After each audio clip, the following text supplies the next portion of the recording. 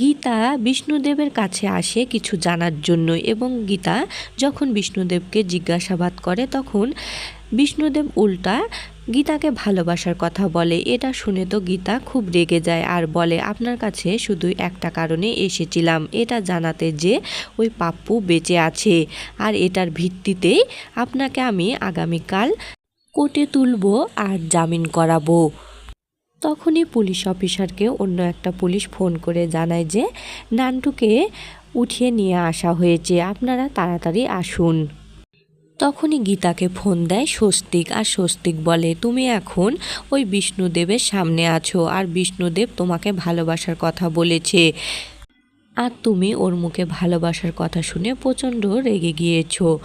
দেখো, মানুষেরই তো মন হঠাৎ করেই গলে যেতে পারে। তখন গীতা বলে, আমার স্বামী আছে আর আপনি আমার স্বামী, আর আমি আপনাকেই একমাত্র শুধু ভালোবাসি, আর আমার জীবনে আর কোনো দ্বিতীয় ভালোবাসা আসবে না, আপনাকে যা আমি বড় বেশি ভালোবাসি।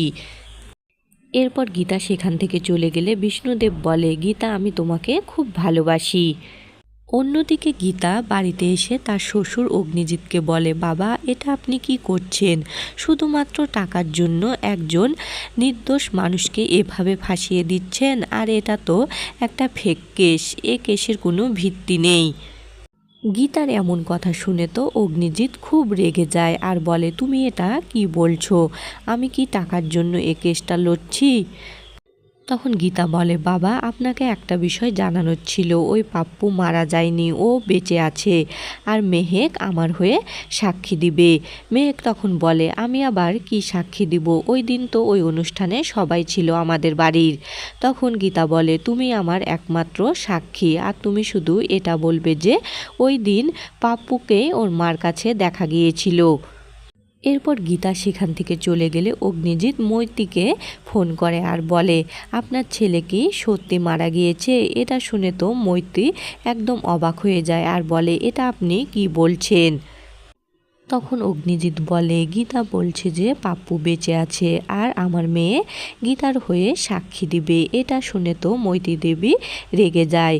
এরপর অগ্নিজিৎ ফোনটা কেটে দেয়। তখন মৈত্রী দেবী বলে, এবার তো ওই গীতার শেষ কোর্টে যাওয়া হবে, আমি ওকে দেখে নিব, আর মেহেকেরও একটা ব্যবস্থা করতে হবে। অন্যদিকে বড়বাবু নানটাকে জেরা করে আর বলে, পাপ্পু কোথায় আছে তাড়াতাড়ি বল, কিন্তু নানটা কিছুতেই কিছু স্বীকার করে না। তখনই গীতা সেখানে চলে আসে আর বলে, বড়বাবু ওকে আমার হাতে ছেড়ে দিন। এরপর গীতা পাপ্পুর ছবি দেখিয়ে নানটাকে বলে, তুই বল একে দেখেছিস কিনা, আর একে তুই উঠিয়ে নিয়ে গিয়েছিস কিনা, ওকে কিন্তু আমি দেখেছি। এরপর গীতা নানটাকে মারতে শুরু করে, কিন্তু নানটা কোনো উত্তরই দেয় না। নানটার পেট থেকে কোনো কথা বের করতে না পেরে গীতা যায় নানটার ডেরায়, আর সেখানে সব বাচ্চাগুলোকে দেখে, কিন্তু সেখানে কোথাও পাপ্পুকে খুঁজে পায় না। তখন নানটাকে গীতা বলে, তুই বল কোথায় পাপ্পুকে লুকিয়ে রেখেছিস, কিন্তু নানটা কোনো জবাব দেয় না।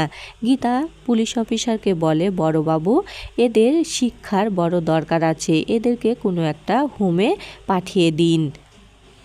এরপর গীতা সেখান থেকে চলে গেলে নানটা মৈত্রী দেবীকে ফোন করে সবটা বলে। আসলে মৈত্রী দেবী এর সাথে জড়িত আছে। অন্যদিকে নদী বিষ্ণুদেবের সাথে দেখা করতে যায়। বিষ্ণুদেব নদীর হাতে মেহেদি দেখে বলে, তোমার আজকে মেহেদি হয়ে গিয়েছে, কালকে তো তোমার বিয়ে হবে, আর তুমি কেন আমাকে ভালোবাসার কথা বলেছিলে? আমি তো তোমাকে বলেছিলাম তোমার চেয়ে আমি বয়সে বড়, তবুও তুমি আমাকে ভালোবাসার কথা বলেছিলে, আর এখন তুমি অন্য কাউকে বিয়ে করে নিচ্ছ।